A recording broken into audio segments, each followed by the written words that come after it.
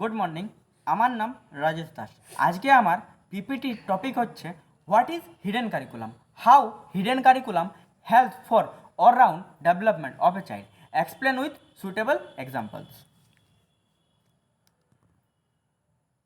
ভূমিকা। Hidden curriculum বলতে আমরা বুঝি সেই সব শিক্ষা, মূল্যবোধ, আচরণ, সামাজিক নিয়মকানুন ও মনোভাব যা স্কুলের আনুষ্ঠানিক পাঠ্যক্রমে লেখা থাকে না। এটি শ্রেণীকক্ষে পরিবেশ, শিক্ষকের আচরণ, বিদ্যালয়ের নিয়মকানুন, সহপাঠীদের সাথে সম্পর্ক এসবের মাধ্যমে শিক্ষার্থীরা অজান্তেই শিখে নেয়। এটি হলো এক ধরনের অপ্রকাশিত শিক্ষা যা লুকোনো বা অন্তর্নিহিত পাঠ্যক্রম হিসাবে কাজ করে। এর মাধ্যমে শিক্ষার্থীরা কেবল বইয়ের জ্ঞান নয়, বরং সমাজে চলার অঘোষিত নিয়ম, কর্তৃত্ব মানা, নিয়মানুবর্তিতা, শৃঙ্খলা, প্রতিযোগিতা, লিঙ্গভিত্তিক মনোভাব ইত্যাদিও শিখে ফেলে। যেমন বিদ্যালয়ের প্রার্থনা সভায় প্রতিদিন সকালে সবাইকে সারিবদ্ধ হয়ে দাঁড়াতে হয়, দেরি করে আসা শিক্ষার্থীদের বকাঝকা করা হয়।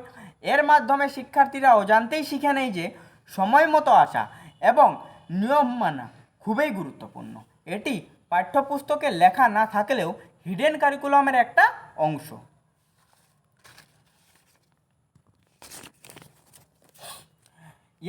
এরপর আমি পরের স্লাইডে আলোচনা করব লুক্কায়িত পাঠ্যক্রমের দৃষ্টিভঙ্গি। প্রথম পয়েন্টটি হচ্ছে লুক্কায়িত পাঠ্যক্রমের দৃষ্টিভঙ্গির প্রথম পয়েন্ট হচ্ছে সাধারণ দৃষ্টিভঙ্গি। সাধারণ দৃষ্টিভঙ্গি বলতে জীবনকেন্দ্রিক শ্রেণীকক্ষকে বোঝানো হয়। এই শ্রেণীকক্ষে সাধারণত একঘেয়েমি থাকে না। প্রতিদিনের কার্যাবলী থাকায় এই অ্যাপ্রোচ শিক্ষার্থীদের মধ্যে বিভিন্ন সামাজিক মূল্যবোধ গড়ে তোলে এবং শিক্ষার্থীদের মধ্যে বিশ্বাস গড়ে তোলে। এই দৃষ্টিভঙ্গির পথিকৃত ফিলিপ জ্যাকসন। দ্বিতীয় পয়েন্টটি হচ্ছে কার্যকরী দৃষ্টিভঙ্গি। কার্যকরী দৃষ্টিভঙ্গির প্রবক্তা হিসেবে উল্লেখ করা যায় রবার্ট ডেরিবিন এর নাম। কার্যকরী দৃষ্টিভঙ্গিকে সদর্থক দৃষ্টিভঙ্গি বলা হয়। সার্থক প্রক্রিয়া হিসেবে বিবেচ্য এই লুক্কায়িত পাঠ্যক্রম। পরের পয়েন্টটি হচ্ছে অভিযোজন দৃষ্টিভঙ্গি। অ্যাডপটিভ দৃষ্টিভঙ্গির প্রবক্তা হিসাবে দুইজন, বোয়িস এবং জেন্টিস। এই দৃষ্টিভঙ্গিতে বিদ্যালয়কে অন্যতম কারণ ধরা হয়।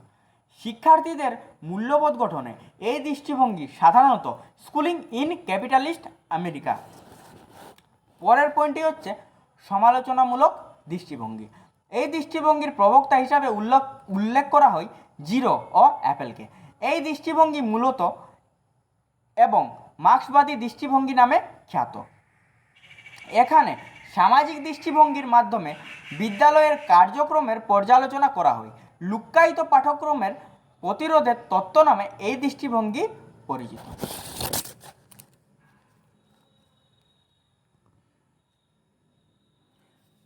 পরের স্লাইডটিতে আমি আলোচনা করব লুক্কায়িত পাঠ্যক্রমের বৈশিষ্ট্যগুলি।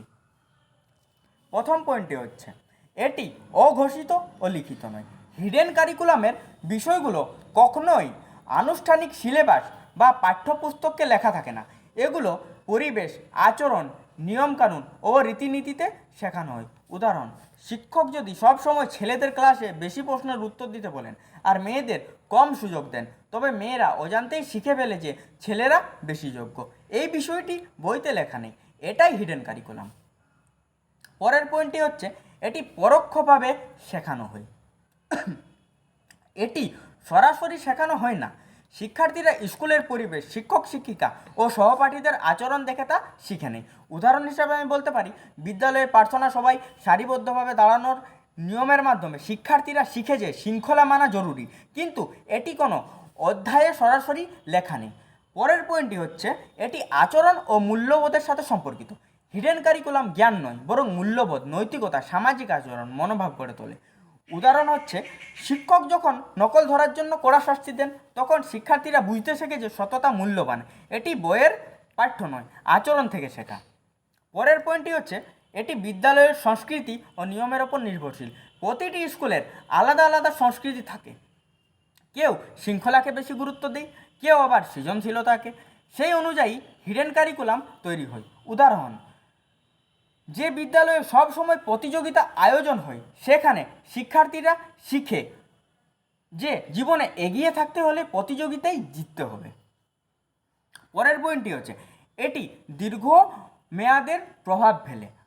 এটি ধীরে ধীরে শিক্ষার্থীর মানসিকতা, বিশ্বাস, সামাজিক ধারণা ও আচরণকে প্রভাবিত করে। উদাহরণ হিসাবে আমি বলতে পারি, যদি বিদ্যালয়ে ধনী পরিবারের শিক্ষার্থীরা সব সময় বেশি গুরুত্ব পায়, তবে অন্য শিশুরা দীর্ঘমেয়াদে বিশ্বাস করতে শুরু করে যে অর্থই ক্ষমতা। এটি তাদের মনে গেঁথে যায়। পরিশেষে বলা যায়, হিডেন কারিকুলাম হলো এমন এক শিক্ষা যা লিখিত নয়, পরোক্ষভাবে শেখানো হয়, যা মূলত মূল্যবোধ ও আচরণ গড়ে তোলে এবং বিদ্যালয়ের সংস্কৃতির ওপর নির্ভর করে শিক্ষার্থীর মধ্যে দীর্ঘমেয়াদে প্রভাব বিস্তার করে।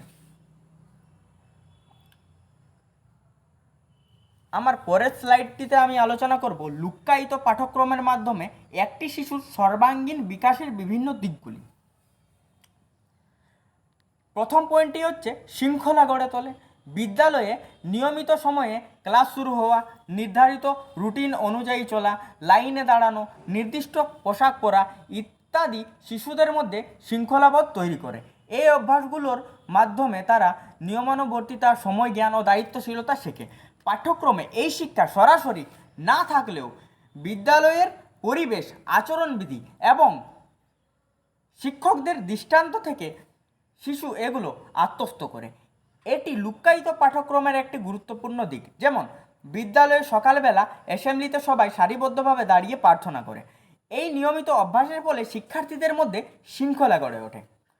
পরের পয়েন্টটি হচ্ছে সামাজিক দক্ষতা বৃদ্ধি পায়। বিদ্যালয়ে পড়াশোনার পাশাপাশি শিক্ষার্থীরা যখন একসাথে দলবদ্ধভাবে কাজ করে, বন্ধুদের সাথে মেলামেশা করে, বিভিন্ন সাংস্কৃতিক অনুষ্ঠান বা খেলাধুলায় অংশগ্রহণ করে, তখন তারা অন্যের সঙ্গে কিভাবে কথা বলতে হয়, কিভাবে সহযোগিতা করতে হয় এবং কিভাবে মতামত বিনিময় করতে হয়, এসব তারা শিখে যায়। এর ফলে তাদের সামাজিক দক্ষতা ধীরে ধীরে বৃদ্ধি পায়। যেমন বিদ্যালয়ের নাট্যদলে অংশ নিয়ে একসাথে রিহার্সাল করার সময় শিক্ষার্থীরা একে অপরের সঙ্গে কথা বলা ও সহযোগিতা করা শিখে, ফলে তাদের সামাজিক দক্ষতা বৃদ্ধি পায়। পরের পয়েন্টটি হচ্ছে নেতৃত্বের গুণাবলী তৈরি হয়। নেতৃত্বের গুণাবলী জন্মগতভাবে আসে না, বরং অভিজ্ঞতা, শিক্ষা, প্রশিক্ষণ, আত্মনিয়ন্ত্রণ ও পরিস্থিতির মধ্যে ধীরে ধীরে তৈরি হয়। যখন কেউ দলকে পরিচালনা করতে শেখে, সমস্যার সমাধান করে, অন্যদের মতামতকে গুরুত্ব দেয় এবং সঠিক সিদ্ধান্ত নিতে পারে, তখন তার মধ্যে নেতৃত্বের গুণাবলী তৈরি হয়। যেমন বিদ্যালয়ে ক্রীড়া প্রতিযোগিতায় অর্পিতা সহপাঠীদের একত্রিত করে সঠিকভাবে দায়িত্ব ভাগ করে দেয় এবং দলকে বিজয়ের দিকে নিয়ে যায়। এর মাধ্যমে বোঝা যায় যে অর্পিতার মধ্যে নেতৃত্বের গুণাবলী তৈরি হয়েছে।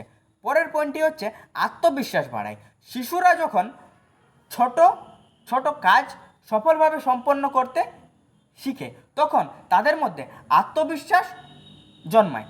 বিদ্যালয়ের বিভিন্ন কার্যক্রমে অংশগ্রহণ, যেমন ছবি আঁকা, গান গাওয়া, নাটক অভিনয়, শ্রেণীকক্ষে প্রশ্নের উত্তর দেওয়া, এসব তাদের আত্মপ্রকাশের সুযোগ দেয়। সফলভাবে কোনো কাজ করলে তারা নিজের দক্ষতা সম্পর্কে সচেতন হয় এবং ভবিষ্যতে আরও বড় চ্যালেঞ্জ নেওয়ার সাহস পায়।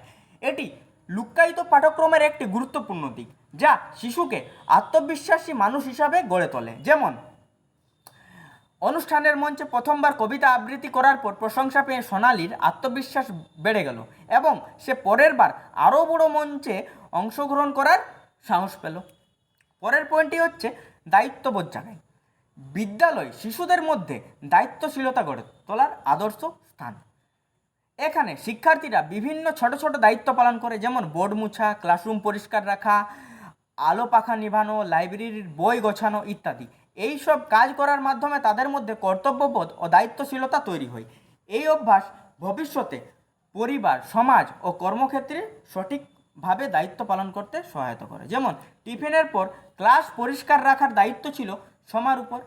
সে কোনো নির্দেশ ছাড়াই দায়িত্বটিকে সঠিকভাবে পালন করলো, যা তার দায়িত্ববোধের একটা পরিচয় বহন করে। পরের পয়েন্টটি হচ্ছে সহযোগিতার মানসিকতা গড়ে তোলা। বিদ্যালয়ে শিশুরা দলগত কাজ, খেলাধুলা বা প্রকল্পে একসঙ্গে অংশগ্রহণ করে।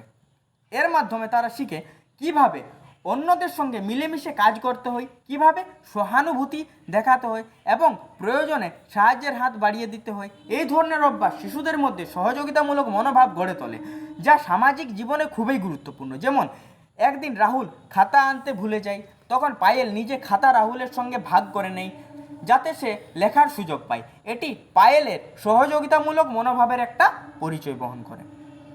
পরের পয়েন্টটি হচ্ছে প্রতিযোগিতায় মনোভাব তৈরি।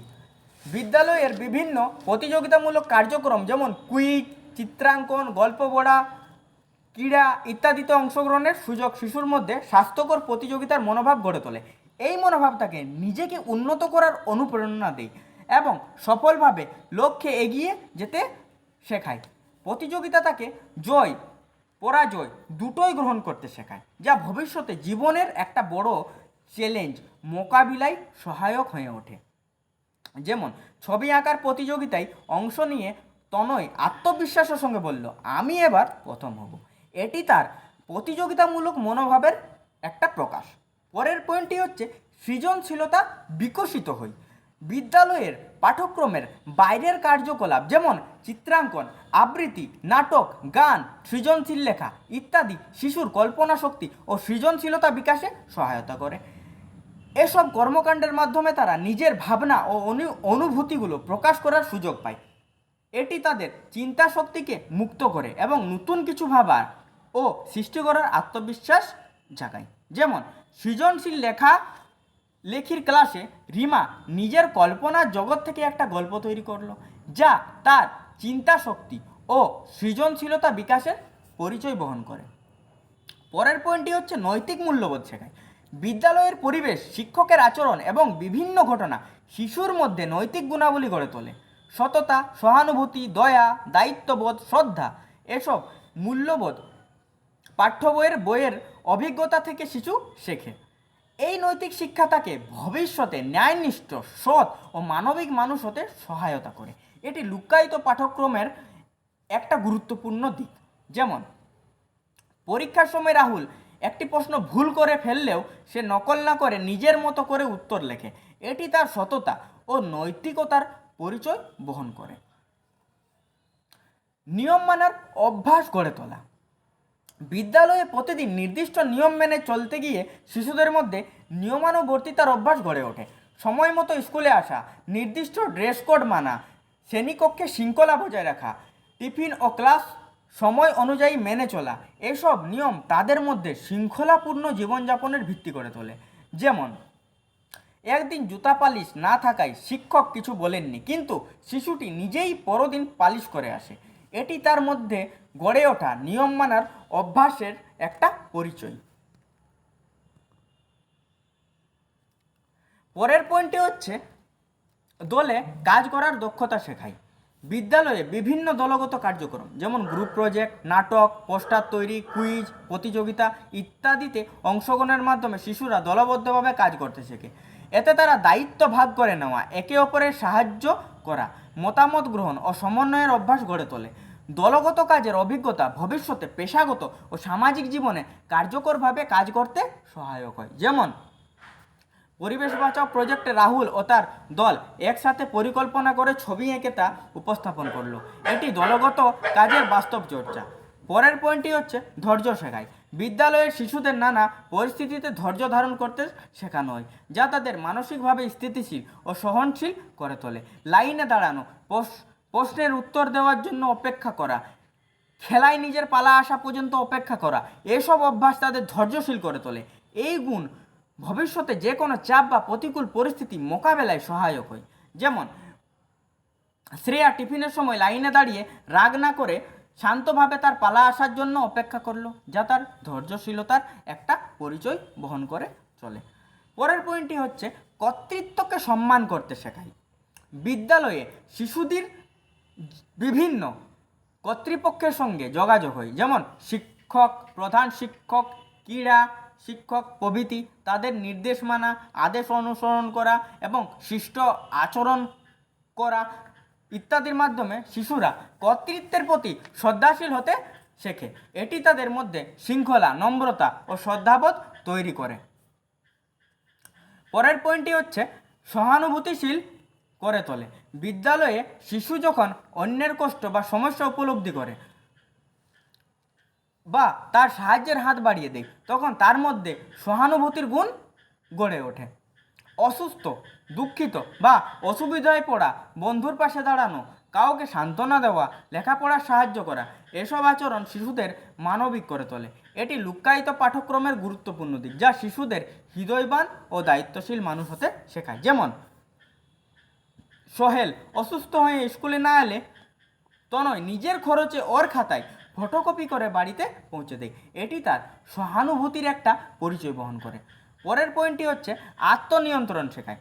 বিদ্যালয়ের পরিবেশে শিশু নানা ধরনের মানসিক ও সামাজিক চ্যালেঞ্জের মুখোমুখি হয়। এই সময় শিক্ষক ও সহপাঠীদের আচরণ এবং নিয়ম ইত্যাদি মেনে চলার মধ্য দিয়ে তারা ধীরে ধীরে রাগ, লোভ, হিংসা বা হতাশা নিয়ন্ত্রণ করতে শেখে। এই আত্মনিয়ন্ত্রণ তাদের আবেগ ও আচরণ নিয়ন্ত্রণে সহায়তা করে, যা সুস্থ সম্পর্ক ও সফল জীবন গঠনে জরুরি। যেমন একজন সহপাঠী অর্ণবকে কটু কথা বললেও সে রেগে না গিয়ে বলল, আমার সঙ্গে তর্কে যাবে না। এটি তার আত্মনিয়ন্ত্রণের একটা প্রমাণ। পরের পয়েন্টটি হচ্ছে দৃষ্টিভঙ্গি প্রসারিত করে। বিদ্যালয় হলো এমন একটি স্থান যেখানে বিভিন্ন পটভূমি, সংস্কৃতি ও মতামতের শিশু একত্রে শিক্ষা লাভ করে। একসাথে পড়াশোনা, খেলাধুলা ও উৎসব পালনের মাধ্যমে তারা ভিন্ন ধর্ম, সংস্কৃতি ও চিন্তাধারার প্রতি শ্রদ্ধাশীল হয়। এই অভিজ্ঞতা তাদের সংকীর্ণতা থেকে মুক্ত করে এবং উদার, সহনশীল ও মানবিক দৃষ্টিভঙ্গি গড়ে তোলে। যেমন স্কুলের ঈদ, পুজো ও বড়দিনের মতো বিভিন্ন উৎসবে অংশ নিয়ে শিশু বুঝতে শেখে সব ধর্মের মানুষ একসাথে মিলেমিশে থাকতে পারে। পরের পয়েন্টটি হচ্ছে সামাজিক সমতা শেখায়। বিদ্যালয়ে বিভিন্ন সামাজিক ও অর্থনৈতিক পটভূমির শিশুরা একসঙ্গে পড়াশোনা করে। এতে তারা শেখে মানুষ তার জাত, ধনসম্পদ বা স্থানীয়তার ভিত্তিতে বড় বা ছোট নয়। স্কুলের পরিবেশ, শিক্ষকের আচরণ এবং সহপাঠীদের সঙ্গে মেলামেশার মাধ্যমে শিশুর মধ্যে সামাজিক সমতার বোধ গড়ে ওঠে। এটি বৈষম্যহীন মানবিক সমাজ গঠনের ভিত্তি তৈরি করে। যেমন এক নতুন ছাত্র গ্রামের হওয়ায় কেউ বিদ্রুপ করলে রিমা প্রতিবাদ করে বলল, ও আমাদেরই মতো। এটি তার সমতার মানসিকতার পরিচয়। পরের পয়েন্টটি হচ্ছে আত্মমূল্যায়ন শেখায়। বিদ্যালয়ের শেখার পরিবেশে শিশুরা শুধুমাত্র সাফল্য নয়, ব্যর্থতার মধ্য দিয়েও শিখতে পারে। শিক্ষক, মূল্যায়ন পদ্ধতি এবং সহপাঠীদের প্রতিক্রিয়া থেকে তারা বুঝতে শেখে কোথায় কি ভুল হয়েছে এবং ভবিষ্যতে কিভাবে উন্নতি করা যায়। এই প্রক্রিয়া তাদের মধ্যে আত্মপর্যালোচনার অভ্যাস গড়ে তোলে, যা আত্ম উন্নয়নের পথ প্রশস্ত করে। যেমন বিদ্যালয়ের কম নম্বর পেয়ে অনু হতাশ না হয়ে বলল, আমি কোথায় ভুল করেছি সেটা খুঁজে বের করব। এটি তার আত্মমূল্যায়নের মনোভাবের একটা প্রকাশ। পরের পয়েন্টটি হচ্ছে নতুন চ্যালেঞ্জ গ্রহণের সাহস শেখায়। বিদ্যালয়ে নানা ধরনের সহকর্মী কার্যক্রম, যেমন নাটক, বিতর্ক, ক্রীড়া বা অ্যাডভেঞ্চারের প্রোগ্রামে অংশগ্রহণের মাধ্যমে শিশুরা নিজেদের সীমা অতিক্রম করতে শেখে। ভয় বা দ্বিধা থাকা সত্ত্বেও তারা চেষ্টা করে নতুন কিছু করতে, যা তাদের আত্মবিশ্বাস ও সাহস বাড়ায়। এটি ভবিষ্যতে যে কোনো চ্যালেঞ্জের মুখোমুখি হতে মানসিকভাবে প্রস্তুত করে। যেমন উচ্চতার ভয় থাকা সত্ত্বেও সুমন সাহস করে রক ক্লাইম্বিংয়ে অংশ নিল। এটি তার ভয় জয় করার মনোভাব ও সাহসিকতার প্রকাশ বহন করে চলে। পরের পয়েন্টটি হচ্ছে দীর্ঘমেয়াদে ব্যক্তিত্ব গড়ে তোলে। বিদ্যালয়ের শেখা বিভিন্ন আচরণ, মূল্যবোধ ও সামাজিক গুণাবলী শিশুর ভিতরে একটি স্থায়ী প্রভাব ফেলে। নিয়ম মেনে চলা, দায়িত্ব পালন, নেতৃত্ব দেওয়া, সহানুভূতিশীল আচরণ, সাহসিকতা ও আত্মনিয়ন্ত্রণ, এই সব গুণ একত্রে শিশুর একটি সুগঠিত, সৎ, আত্মবিশ্বাসী ব্যক্তিত্ব গঠনে সহায়তা করে। ভবিষ্যতে এই গুণাবলীর ভিত্তিতেই তারা একজন দক্ষ, মানবিক ও সমাজ সচেতন নাগরিক হয়ে ওঠে। উদাহরণ হিসাবে যেমন বিদ্যালয় থেকে শেখা মূল্যবোধ নিয়েই বড় হয়ে রাহুল একজন দায়িত্ববান সমাজকর্মী হয়ে ওঠে। এটি প্রমাণ করে যে শৈশবে গঠিত অভ্যাস তার ব্যক্তিত্বে স্থায়ী রূপ পেয়েছে। পরের স্লাইডে আসি, উপসংহার বা কনক্লুশন। গোপন পাঠ্যক্রম বা হিডেন কারিকুলাম শিশুর শিক্ষা জীবনের এক অদৃশ্য অথচ অত্যন্ত প্রভাবশালী উপাদান। এটি আনুষ্ঠানিক পাঠ্যক্রমের বাইরে বিদ্যালয় পরিবেশ, শিক্ষক শিক্ষিকার আচরণ, সহপাঠীর সঙ্গে সম্পর্ক, বিদ্যালয়ের নিয়মনীতি ও সংস্কৃতির মাধ্যমে শিশুর মানসিক, নৈতিক ও সামাজিক বিকাশে গভীর প্রভাব ফেলে। এই পাঠ্যক্রমের মাধ্যমে শিশু শেখে কিভাবে অন্যদের সঙ্গে আচরণ করতে হয়, সঠিক ভুলের পার্থক্য করতে হয়, শ্রদ্ধা, সহানুভূতি ও দায়িত্ববোধ গড়ে তুলতে হয়। লুক্কায়িত পাঠ্যক্রম শিশুর ব্যক্তিত্বকে আত্মবিশ্বাসী ও মানবিক করে তোলে। দলগত কাজ, শ্রেণীকক্ষে নেতৃত্ব গ্রহণ, মতামত প্রকাশ এসবের মধ্য দিয়ে নেতৃত্বের গুণাবলী বিকশিত হয়। এই শিক্ষা শিশুর ভেতরে নৈতিকতা ও মূল্যবোধ গঠনের ভিত্তি স্থাপন করে, যা তাকে শুধু একটি পরীক্ষায় ভালো ফল করা শিক্ষার্থী হিসাবে নয়, বরং ভবিষ্যতে সৎ, নীতিবান ও দায়িত্বশীল মানুষ হিসাবে গড়ে তুলতে সাহায্য করে। অতএব লুক্কায়িত পাঠ্যক্রম শিশুদের সর্বাঙ্গীন উন্নয়নের জন্য এক অনিবার্য শক্তি, যা পাঠ্যক্রমের বইয়েও একটি জীবন্ত পাঠশালার মতো কাজ করে এবং জীবনের প্রকৃত শিক্ষাকে বাস্তব রূপ দেয়।